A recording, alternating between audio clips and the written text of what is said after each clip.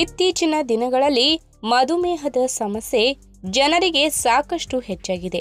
ಈ ಹಿಂದೆ ಶ್ರೀಮಂತರ ಕಾಯಿಲೆ ಎಂದು ಇದನ್ನ ಕರೆಯಲಾಗುತ್ತಿತ್ತು. ಆದರೆ ಇಂದು ಹೆಚ್ಚಿನ ಜನರು ಮಧುಮೇಹ ಸಮಸ್ಯೆಯಿಂದ ಬಳಲುತ್ತಿದ್ದಾರೆ. ಅಂತಹ ಪರಿಸ್ಥಿತಿಯಲ್ಲಿ ಮಧುಮೇಹವನ್ನ ನಿಯಂತ್ರಿಸಲು ಎಲ್ಲಾ ರೀತಿಯ ಪಾಕ ವಿಧಾನಗಳನ್ನು ಅಳವಡಿಸಿಕೊಳ್ಳಲಾಗುತ್ತದೆ. ಆದರೆ ಅವು ಯಾವುದೇ ವಿಶೇಷ ಪರಿಣಾಮವನ್ನ ಬೀರುವುದಿಲ್ಲ. ಮಧುಮೇಹವನ್ನ ನಿಯಂತ್ರಿಸಲು ಔಷಧಿಗಳು ಅಗತ್ಯ ಮತ್ತು ಆಹಾರದಲ್ಲಿ ಕಾಳಜಿ ಇಟ್ಟುಕೊಳ್ಳುವುದು ಅಗತ್ಯ.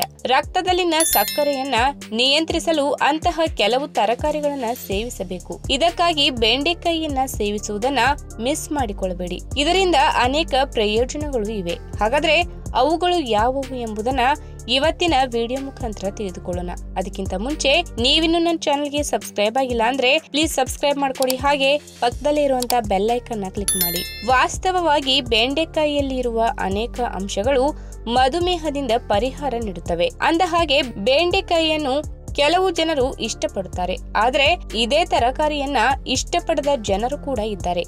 ನೀವು ಮಧುಮೇಹದಿಂದ ಬಳಲುತ್ತಿದ್ದರೆ ಖಂಡಿತವಾಗಿಯೂ ಬೆಂಡೆಕಾಯಿಯನ್ನ ಸೇವಿಸಬೇಕು.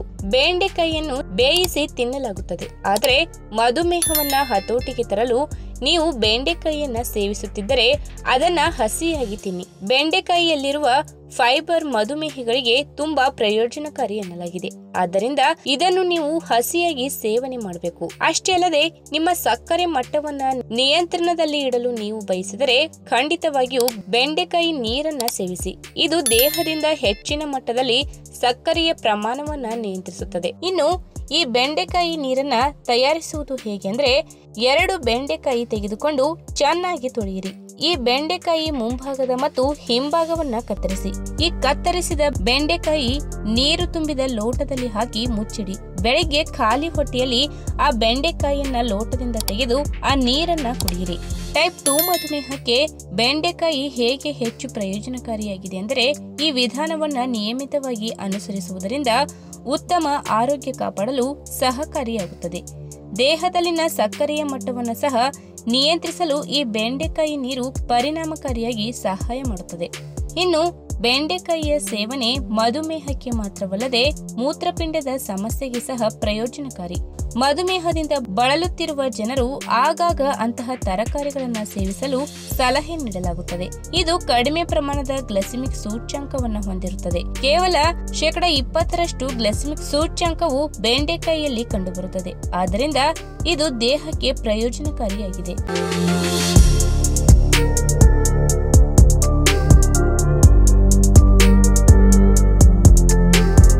ಸಾಮಾನ್ಯವಾಗಿ ತೊಂಡೆಕಾಯಿಯನ್ನು ಮಿನಿ ಸೌತೆಕಾಯಿ ಎಂದು ಕರೆಯುತ್ತಾರೆ. ಏಕೆಂದರೆ ನೋಡಲು ಥೇಟ್ ಸೌತೆಕಾಯಿ ರೀತಿ ಇದ್ದು ಒಳಗಿನ ಬೀಜಗಳು ಕೂಡ ಸೌತೆಕಾಯಿ ಬೀಜಗಳನ್ನ ಹೋಲುತ್ತವೆ. ಆದರೆ ಗಾತ್ರದಲ್ಲಿ ಮಾತ್ರ ಹೆಚ್ಚೆಂದರೆ ನಮ್ಮ ಬೆರಳಿನಷ್ಟು ಇರುತ್ತದೆ, ಅಷ್ಟೇ ವ್ಯತ್ಯಾಸ.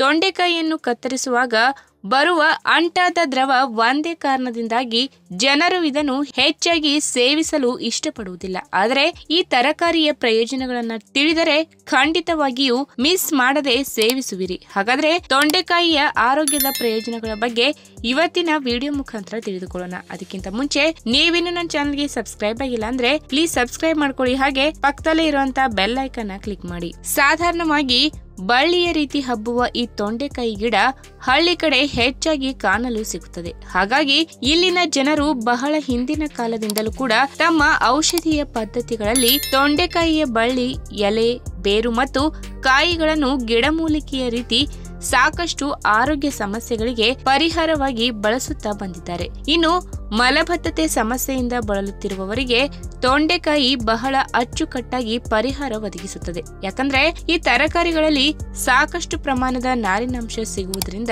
ಹಾಗೂ ನಾರಿನಾಂಶ ಅಧಿಕವಾಗಿ ಇರುವುದರಿಂದ ಮನುಷ್ಯನ ಜೀರ್ಣಕ್ರಿಯೆಗೆ ಸಂಬಂಧಪಟ್ಟ ಸಾಕಷ್ಟು ಸಮಸ್ಯೆಗಳನ್ನು ಸುಲಭವಾಗಿ ಬಗೆಹರಿಸುತ್ತದೆ. ಅಷ್ಟೇ ಅಲ್ಲದೆ ಇಂದಿನ ದಿನಗಳಲ್ಲಿ ಮಧುಮೇಹವು ವಿಶ್ವ ಮಟ್ಟದಲ್ಲಿ ದೊಡ್ಡ ಸಮಸ್ಯೆಯಾಗಿ ಕಾಡುತ್ತಿದೆ. ಇದು ಯಾರಿಗೂ ಬರಬಹುದು. ರಕ್ತದಲ್ಲಿನ ಸಕ್ಕರೆಯ ಮಟ್ಟವು ಅಸಾಮಾನ್ಯವಾದ ವೇಳೆ ಮಧುಮೇಹವು ಕಾಣಿಸುವುದು, ದೇಹದಲ್ಲಿ ಸರಿಯಾಗಿ ಇನ್ಸುಲಿನ್ ಬಿಡುಗಡೆ ಆಗದೇ ಇರುವುದು ಅಥವಾ ಇನ್ಸುಲಿನ್ ಅನ್ನ ಸರಿಯಾಗಿ ಬಳಸದೇ ಇರುವ ಪರಿಣಾಮವಾಗಿ ಮಧುಮೇಹವು ಕಾಣಿಸಿಕೊಳ್ಳಬಹುದು. ಆದ್ರೆ ಒಮ್ಮೆ ಈ ಕಾಯಿಲೆ ಬಂದರೆ ಖಂಡಿತವಾಗಿಯೂ ಹೋಗಲ್ಲ, ಆದ್ರೆ ಕಂಟ್ರೋಲ್ ನಲ್ಲಿ ಇಟ್ಟುಕೊಳ್ಳಬಹುದು. ಯಾರೆಲ್ಲ ಮಧುಮೇಹ ಸಮಸ್ಯೆಯಿಂದ ಬಳಲುತ್ತಿದ್ದಾರೋ ಅವರು ತಮ್ಮ ಆಹಾರ ಕ್ರಮದಲ್ಲಿ ತೊಂಡೆಕಾಯಿಯನ್ನ ಬಳಸಿಕೊಳ್ಳಲೇಬೇಕು. ಮಧುಮೇಹವನ್ನ ಕಂಟ್ರೋಲ್ ಮಾಡುವ ಪವರ್ ಈ ತರಕಾರಿಯಲ್ಲಿದೆ. ಹಿಂದಿನ ದಿನಗಳಿಂದ ನಮ್ಮ ಹಿರಿಯರು ಯಾರಿಗಾದರೂ ದೇಹದಲ್ಲಿ ಏರುಪೇರಾಗುವ ಸಕ್ಕರೆ ಅಂಶದ ಪ್ರಮಾಣವನ್ನ ಸಹಜ ಸ್ಥಿತಿಗೆ ಮರಳಿಸಲು ತೊಂಡೆಕಾಯಿಯ ಖಾದ್ಯಗಳನ್ನ ಸೇವಿಸಲು ಸೂಚಿಸುತ್ತಿದ್ದರು. ಇನ್ನು ಕ್ಯಾನ್ಸರ್ ಅನ್ನುವ ಮಹಾಮಾರಿಯ ಹೆಸರು ಕೇಳಿದಾಗ ಭಯ ಶುರುವಾಗುತ್ತದೆ. ಅಷ್ಟೊಂದು ಕ್ರೂರಿ ಈ ಕಾಯಿಲೆ. ಆದ್ರೆ ಈ ಮಾರಿಯನ್ನು ಕೆಲವೊಂದು ಸಂದರ್ಭದಲ್ಲಿ ನಾವೇ ತಂದುಕೊಂಡರೆ ಇನ್ನು ಕೆಲವೊಮ್ಮೆ ಅದಾಗಿಯೇ ಬರುವುದು. ನಮ್ಮ ದೈನಂದಿನ ಜೀವನ ಶೈಲಿ, ಧೂಮಪಾನ ಮತ್ತು ಮದ್ಯಪಾನದಂತಹ ದುಶ್ಚಟಗಳಿಂದಾಗಿ ಕ್ಯಾನ್ಸರ್ ಬರುವುದು ಸಾಮಾನ್ಯ. ಇದನ್ನು ನಿವಾರಣೆ ಮಾಡಲು ಹಲವಾರು ಚಿಕಿತ್ಸೆಗಳು ಕೂಡ ಇವೆ. ಆದ್ರೆ ಇದರ ಬದಲಿಗೆ ರೋಗ ಬರದಂತೆ ತಡೆಯುವುದು ತುಂಬಾ ಒಳ್ಳೆಯದು ಮತ್ತು ಇದು ಪರಿಣಾಮಕಾರಿ ಕೂಡ. ಹೀಗಾಗಿ ಪ್ರಕೃತಿ ದತ್ತವಾದ ಸಿಗುವ ಕೆಲವೊಂದು ತರಕಾರಿಗಳನ್ನು ನಮ್ಮ ಆಹಾರ ಕ್ರಮದಲ್ಲಿ ಸೇರಿಸಿಕೊಳ್ಳಬೇಕು. ಇದಕ್ಕೆ ಒಳ್ಳೆಯ ಉದಾಹರಣೆ ಎಂದರೆ ತೊಂಡೆಕಾಯಿ. ಹೌದು, ಕ್ಯಾನ್ಸರ್ ರೋಗದ ವಿರುದ್ಧ ಹೋರಾಡುವಂತಹ ಶಕ್ತಿ ತೊಂಡೆಕಾಯಿಗಳಿಗೆ ಇದೆ. ನಿಯಮಿತವಾಗಿ ತೊಂಡೆಕಾಯಿ ಪಲ್ಯ, ಸಾರು ಇತ್ಯಾದಿಗಳನ್ನ ಸೇವಿಸುತ್ತಾ ಬಂದರೆ ಮನುಷ್ಯನನ್ನು ಕ್ಯಾನ್ಸರ್ ಎನ್ನುವ ಮಹಾಮಾರಿಯ ಹಾವಳಿಯಿಂದ ತಪ್ಪಿಸುತ್ತದೆ. ಅಷ್ಟೇ ಅಲ್ಲದೆ ತೊಂಡೆಕಾಯಿಯ ವಿಚಾರಕ್ಕೆ ಬರುವುದಾದ್ರೆ ಇದರ ಬಳ್ಳಿ, ಎಲೆಗಳು, ಬೇರು ಎಲ್ಲವೂ ಉಪಯೋಗಕ್ಕೆ ಬರುತ್ತದೆ. ಆಯುರ್ವೇದದ ಪದ್ಧತಿಯಲ್ಲಿ ಕೂಡ ಇದು ಸಾಬೀತಾಗಿದೆ.